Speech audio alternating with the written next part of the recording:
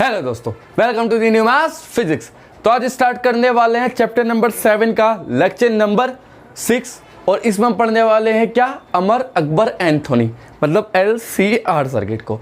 इसको एक साथ ऐड करने पर इम्पीडेंस क्या होगा सर्किट का, फेस एंगल क्या होगा सर्किट का, न्यूमेरिकल कैसे किए जाएंगे LCR सर्किट से रिलेटेड, तो ये सारी चीज़ें आज के लेक्चर में पढ़ने वाले हैं। इससे पहले की वीडियो जिन बच्चों ने नहीं देखी, आई बटन पे क्लिक करके पहली वीडियो देख सकते हैं। अगर किसी भी वीडियो से रिलेटेड कोई क्वेरी हो तो इंस्टाग्राम पे मिल जाऊंगा, नीचे डिस्क्रिप्शन में लिंक दे रखा है, वहाँ जा करके फॉलो कर लेना। और क्या, वीडियो को लाइक करो, चैनल को सब्सक्राइब करो और ग्रो करो चैनल को। तो बात करते हैं भैया LCR सर्किट की, है ना। क्या होता है LCR सर्किट? जब R के साथ L और C तीनों चीज ऐड कर दी जाए। अभी तक हमने क्या पढ़ा, pure resistor, pure inductor, pure capacitor, RC, LR। अब LCR है ना, तो क्या लिखेंगे, LCR सर्किट। अब LCR सर्किट में L ऐड करना है, C ऐड करना है और R ऐड करना। देखो ये R, ये हुआ भाई हमारे पास C और ये हुआ भाई हमारे पास L, ये रहा। अब इसको हम सोर्स वोल्टेज देना स्टार्ट किया, ये हमने इसे दिए सोर्स वोल्टेज पॉजिटिव निगेटिव, और सोर्स वोल्टेज है E is equal to E0 sine omega t. Current मान लो चल रही है I और ये R, ये XC और ये XL। इसके अक्रॉस कितने वोल्टेज ड्रॉप होंगे, VR। इसके अक्रॉस कितने ड्रॉप होंगे, VC। और इसके अक्रॉस कितने ड्रॉप होंगे, VL। तो ये तीन वोल्टेज ड्रॉप होंगे तीनों कंपोनेंट के अक्रॉस। सही है, हमें तो इम्पीडेंस निकालना है। इम्पीडेंस निकालने के लिए सबसे पहले क्या फाइंड करना पड़ेगा, क्या ड्रॉ करना पड़ेगा, फेसर डायग्राम। बिल्कुल सही सुना आपने, फेसर डायग्राम की बात करते हैं। फेसर डायग्राम, फेसर डायग्राम देखते हैं इसका भाई क्या है ना। तो देखो भाई, सबसे पहले ऐसे, ये ऐसे, ये वर्टिकल एक्सिस और ये हॉरिजॉन्टल एक्सिस। पता है कि हॉरिजॉन्टल एक्सिस पे सबसे पहले कैसे डिनोट करो, VR को वोल्टेज अक्रॉस रजिस्टर, और इसको ऊपर ही ओवरलैप करा दो, किसे, करंट को ओवरलैप करा दिया। अब जो है C के केस में करंट 90 डिग्री क्या चलती है, आगे चलती है, मतलब वोल्टेज 90 डिग्री पीछे चलेंगे। तो वोल्टेज 90 डिग्री पीछे का मतलब यहाँ जाएगा VC, और ऐसे इंडक्टर के केस में 90 डिग्री करंट पीछे चल रही है तो वोल्टेज 90 डिग्री आगे चल रहे होंगे, तो ये जाएगा क्या, VL। कोई दिक्कत यहाँ तक? अब हमें नेट निकालना है इनका। अब इनका जब कोई दो चीजें होती है तो उनका नेट बीच में निकलता है, बात सही है। लेकिन यहाँ कितनी चीजें, तीन, VR, VL, VC। अब इनका नेट कैसे निकाले? तो एक चीज पढ़ी 11वीं में आपने कि पहले फोर्सेस को क्या करो, किसी एक में कन्वर्ट कर लो। लीनियर फोर्सेस जो होते हैं उसे किसी एक में कन्वर्ट कर लो, तो ऊपर लेके जाओ या नीचे लेके चले जाओ। तो देखना है कि फोर्स जाएगा कहाँ, इन दोनों का। पहले इन वर्टिकल फोर्सेस का नेट देखो कहाँ जाएगा। मान लो VL, VC है, इन दोनों का नेट कहाँ जाएगा, ऊपर या नीचे। तो कहाँ जाता है, जहां का मैग्नीट्यूड ज्यादा हो। तो मैग्नीट्यूड ऊपर वाले का ज्यादा है, नीचे वाले का, मतलब VL का ज्यादा है या VC का, VL बड़ा है या VC बड़ा है। तो यहां देखते हैं VL क्या है, voltage drop across, voltage drop across L के अक्रॉस कितने वोल्टेज ड्रॉप होते हैं, VL is equal to I XL। Voltage drop across C, तो कितना होगा, VC equal to I XC। ऐसे ही वोल्टेज ड्रॉप अक्रॉस R कितना होगा, VR is equal to I into R। ये तो पढ़ा ही है हमने। अब कौन सा बड़ा है, VR बड़ा है या VC बड़ा है? तो देखो ये XL डायरेक्ट है XC। XL क्या होता है, ओमेगा L, और XC क्या होता है, 1 अपॉन ओमेगा C। तो जब चीज 1 में अपॉन में आ गई तो छोटी हो गई, तो मतलब VL is greater than VC। तो VL ज़्यादा बड़ा है तो मतलब ये नीचे की चीज़ कहाँ जाएगी, ऊपर। तो अगर मैं इन दोनों का नेट लिखूँ तो क्या हो जाएगा, VL माइनस VC, और इसकी बात खत्म हो गई। अब यहाँ पे इस वाले डायग्राम की बात खत्म हो गई, तो ये दो ही रहेगा। अब इन दोनों का नेट कहाँ निकलेगा भैया, इन दोनों का नेट निकलेगा यहाँ बीच में, और जो कि रिप्रेजेंट करेगा किसे, E को, जो कि किसे रिप्रेजेंट करेगा, E को। और फेस एंगल क्या हो जाएगा, ये फाई यहाँ से निकल जाएगा। तो निकालते हैं भैया, कैसे करते हैं हम जानते हैं, इन दोनों का नेट निकालने का तरीका आप जानते हैं। नेट ईएमएफ ऑफ सर्किट पता है ना, ईएमएफ कौन सा है, आरएमएस वैल्यू है। तो कैसे निकालते हैं, E square is equal to V L minus V C का whole square plus V R का स्क्वायर। ऐसे करते हैं ना लॉ ऑफ पैरेललोग्राम से। अरे पैरेललोग्राम लगाया, वही P square plus Q square plus 2p Q cos theta. Theta की वैल्यू क्या है यहाँ 90 डिग्री है, तो इसलिए वो तो 0, ये टर्म बची। तो ई इज इक्वल टू क्या हो जाएगा, under root V L minus V C का whole square plus V R square. ठीक, कोई दिक्कत? बहुत बढ़िया सर, ये तो हमें समझ में आया है। अब क्या करना है, V L V C V R ये रखी वैल्यू सारी। अमर अकबर एंथोनी, ये तो है अमर अकबर एंथोनी, तो इनके वैल्यूज है ना, तो रखो भाई। E is equal to under the root V L की वैल्यू कितनी है I X L, V C की आई एक्स सी का होल स्क्वायर, और वी आर की क्या होती है आई आर का होल स्क्वायर। ये हो गई भाई वैल्यू। ठीक है, कोई दिक्कत यहाँ तक? तो ये हमारे पास E की वैल्यू क्या आ जाएगी, यहाँ से देखो, तो यहाँ से E इज इक्वल टू आई पूरे में कॉमन है, आई आ जाएगा बाहर, स्क्वायर करके कॉमन है तो पूरे रूट से बाहर, अंडर रूट बचेगा X L minus X C का whole square plus R square.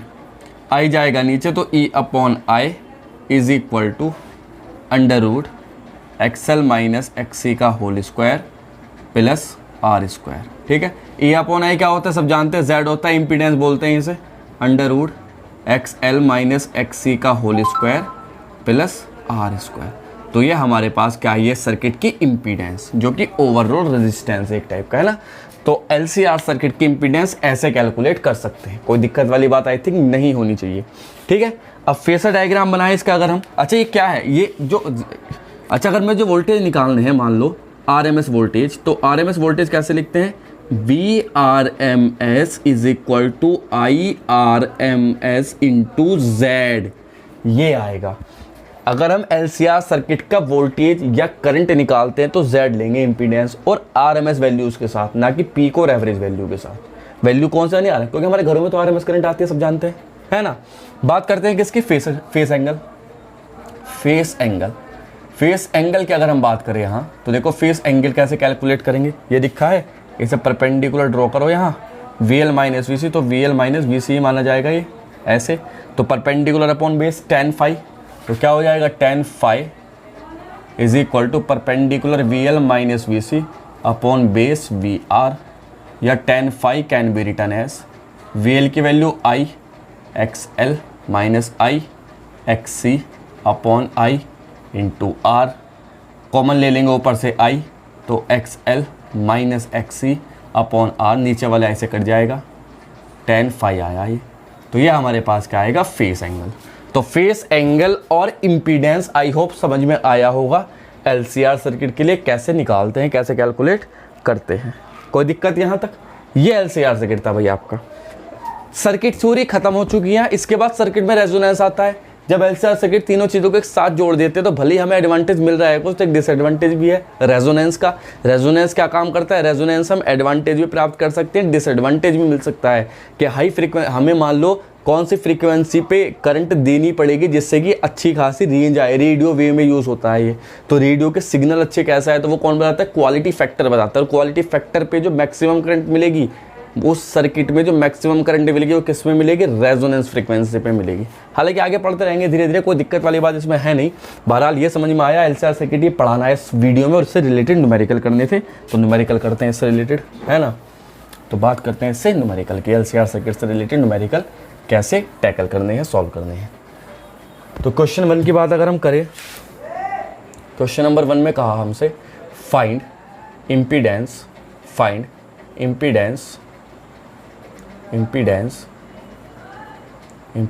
And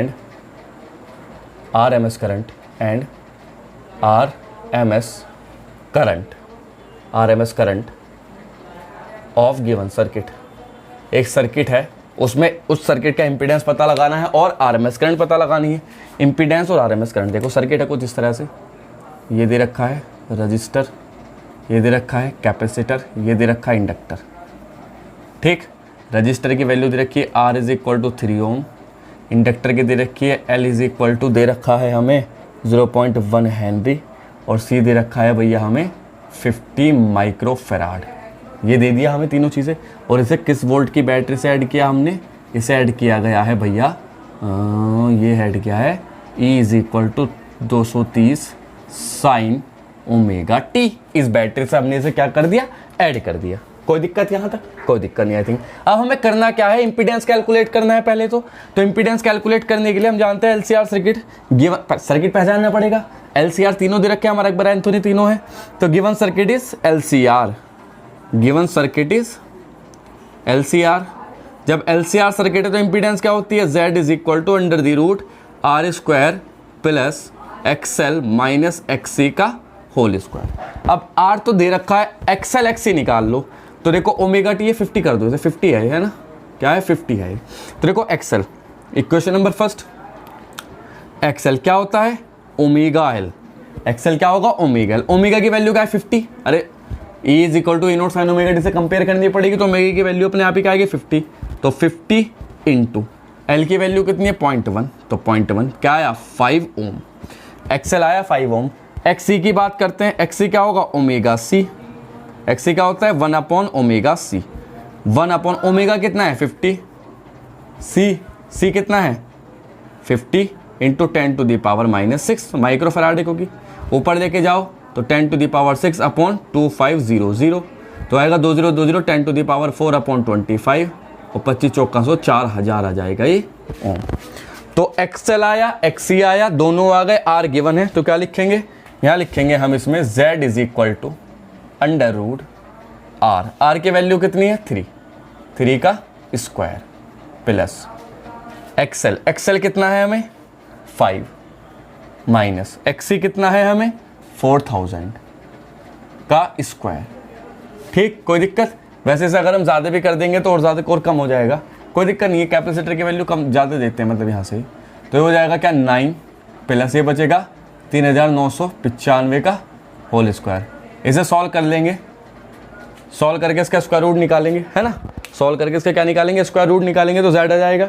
अब Z जो भी आएगा तो हमें क्या चाहिए? हमें तो चाहिए इम्पीडेंस आ जाएगा यहाँ से, तो Z क्या है? देखो स्क्वायर आ जाएगा भाई, देखो क्या 395 का खोलेंगे तो वैसे 9 है, ये कितना बड़ा, ये इतना छोटा, तो एक बार को नेगलेक्ट करें तो कुल मिला के 3995 ही आ जाएगा, 0.00 समथिंग 1 ओम करके ही आ जाएगा। तो इम्पीडेंस हमें पता चला बच्चों के क्या आया? 3995। अच्छा, जो संख्या बड़ी है, बड़ी का स्क्वायर है, इसका स्क्वायर तो बहुत बड़ा होगा कहीं जाके, तो 9 इसके सामने कुछ भी नहीं है। समुद्र से एक लोटा पानी निकाल लो ना, समुद्र के लेवल पर कोई फर्क थोड़े पड़ेगा, तो वही वाली बात है। तो इसे इसमें अगर ये ऐड भी हो जाएगा तो ज़्यादा फर्क नहीं पड़ने वाला वैल्यू पे, तो यही देख देते हैं ना, अप्रोक्सीमेट कैलकुलेशन बोलते हैं इसे। अब हमें क्या पता है? हमें कैलकुलेट क्या करनी थी? करंट। तो करंट क्या होती है? लिखेंगे क्या? VRMS is equal to IRMS into Z।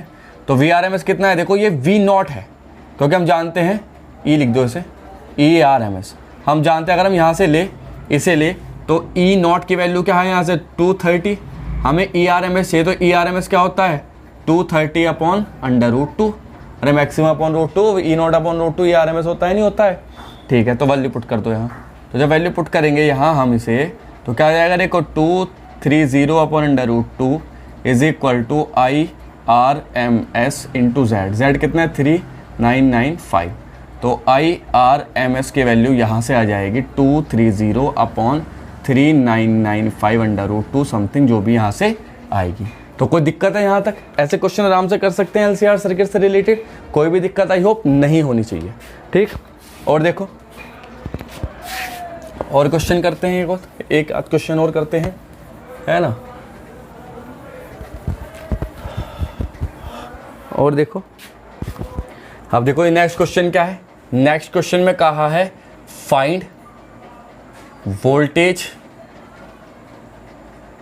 Across each component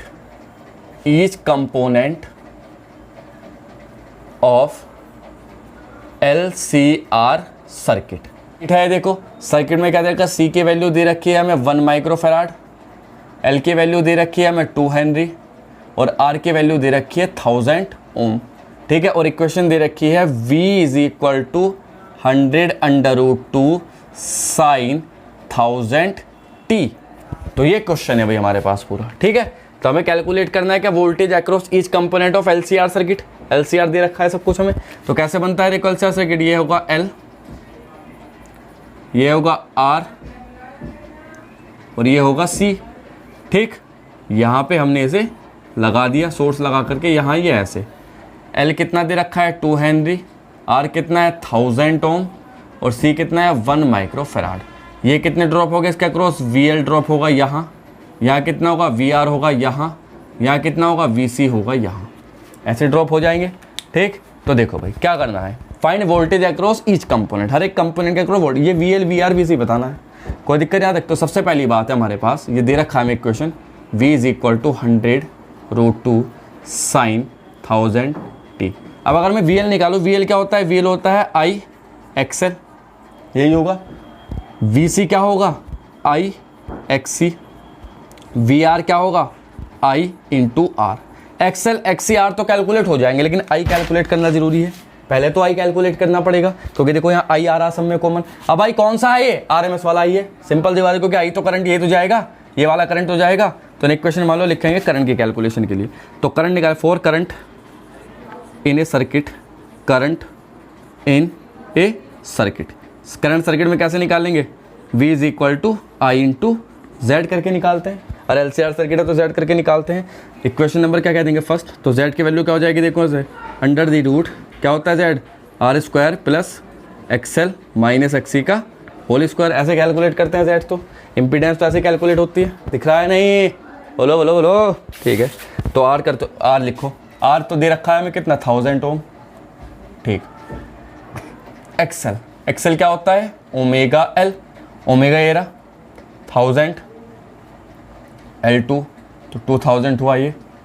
XC क्या होगा 1/ओमेगा C, ओमेगा क्या है 1000, C कितना है 1 इंटू 10⁻⁻⁶। तो 3 0 गए तो क्या होगा 1000 बचेगा XC क्या आया 1000। वैल्यू पुट कर सकते हैं यहाँ, जब वैल्यू पुट करेंगे तो लिखेंगे क्या, पुट इन इक्वेशन। तो Z की वैल्यू क्या हो जाएगा अंडर द रूट R कितना है 1000, तो 10⁻⁶ हो जाएगा स्क्वायर करने के बाद। XL माइनस XC, XL कितना है 2000, XC है 1000, तो वो 1000 बचेगा 10⁻⁶। तो कुल मिला के Z 10⁻3√2, मतलब Z की वैल्यू हो जाएगी 1000√2। ये आई है Z की वैल्यू, ठीक है। कोई दिक्कत नहीं है। अब हमें करंट चाहिए, तो करंट क्या होती है VRMS is equal to IRMS into Z। VRMS कितना है ये रहा 100√2, तो मैक्सिमम वोल्टेज है, अपॉन √2 कर देंगे तो VRMS आ जाएंगे। I निकालना है इंटू Z कितना है 1000√2, √2 से √2 कैंसिल, 2 0 से 2 0 कैंसिल। तो I की वैल्यू क्या हो जाएगी यहाँ से, I की वैल्यू आ जाएगी यहाँ से 1/10√2, या ऐसे लिख सकते हैं 0.0707 एम्पियर। कोई दिक्कत नहीं है भाई।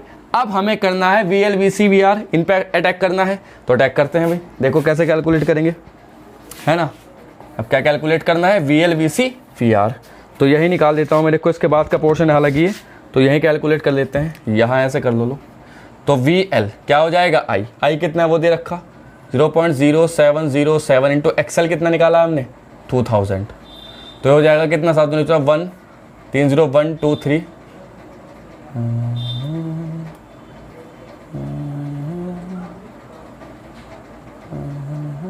ये रहा भाई, ठीक। कोई दिक्कत, ये आया वोल्ट, इतने वोल्ट तो आया इसके VL के अक्रॉस। VC की बात करें तो IXC, I कितना है 0.0707 इंटू XC कितना है 1000, तो कितना आ जाएगा 70.7 वोल्ट। और VR कितना होता है I इंटू R, I कितना है, I ऊपर निकाला हमने अभी 0.0707 इंटू R कितना है 1000, तो कितना हो जाएगा 70.7 वोल्ट। कोई दिक्कत यहाँ तक। तो ये क्वेश्चन था भाई हमारे पास LCR सर्किट का। ऐसे क्वेश्चन आ जाते हैं, कोई शर्माने वाली बात नहीं, ऐसे क्वेश्चन बहुत आते हैं, ठीक है। चलो नेक्स्ट क्वेश्चन देखते हैं। नेक्स्ट क्वेश्चन की बात अगर हम करें तो नेक्स्ट क्वेश्चन में क्या पूछा है, नेक्स्ट क्वेश्चन हम फेस एंगल वाला कर लेते हैं। एक क्वेश्चन है ना, देखो भाई फेस एंगल वाला क्वेश्चन वो करते हैं। तो इसमें हमसे पूछा है, क्या पूछा है भाई, हमसे कहा है find face angle in LCR circuit. क्या पूछा है, find face angle in LCR circuit. Circuit given है मेरा, ये यहाँ ऐसे, ये यहाँ ऐसे, ये अल्टरनेटिंग सोर्स, ऐसे बना दिया सर्किट। L दे रखा है हमें कितना 0.1 हेनरी, ठीक। R दे रखा है हमें कितना 50 ओम, और C दे रखा है हमें कितना 500 माइक्रो फैराड, ठीक है। और फ्रीक्वेंसी दे रखी है E is equal to 100√2 sine 100t, ठीक। ये फ्रीक्वेंसी दे दिया भैया, 50 कर दो, चलो इधर कर दो 50t, ठीक है भैया, ये फ्रीक्वेंसी है। तो कैलकुलेट करना है फेस एंगल। तो फेस एंगल क्या होता है LCR सर्किट के लिए? फेस एंगल LCR सर्किट के लिए फेस एंगल होता है tan phi is equal to XL minus XC upon R। XL क्या होता है? Omega L minus XC 1 upon omega C upon R, यही है भैया, ठीक। ओमेगा की वैल्यू तो 50 है, L वेल दे रखा है देखो, तो ओमेगा की वैल्यू 50, L की वैल्यू 0.1 माइनस 1 अपॉन ओमेगा की वैल्यू 50 इंटू 500 इंटू 10⁻⁻⁶, और नीचे पूरा R की वैल्यू कितनी है 50।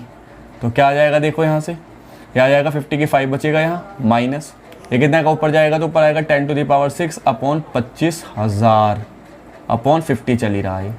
तो 5 माइनस 3 0 से 3 0 कैंसिल, क्या बचेगा 1000, 25 चौका 140 आया अपॉन 50, तो क्या बचा -35 अपॉन 50। tan phi चल रहा है ये, या tan phi is equal to क्या हो जाएगा यहाँ -7 अपॉन 10, या phi is equal to -tan inverse 0.7 minus, ठीक।